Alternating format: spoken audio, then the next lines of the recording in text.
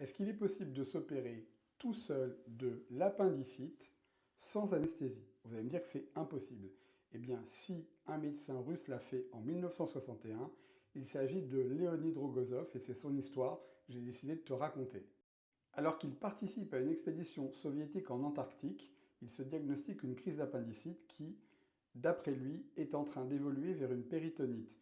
Et malheureusement, les conditions météo font qu'il est impossible d'être évacué.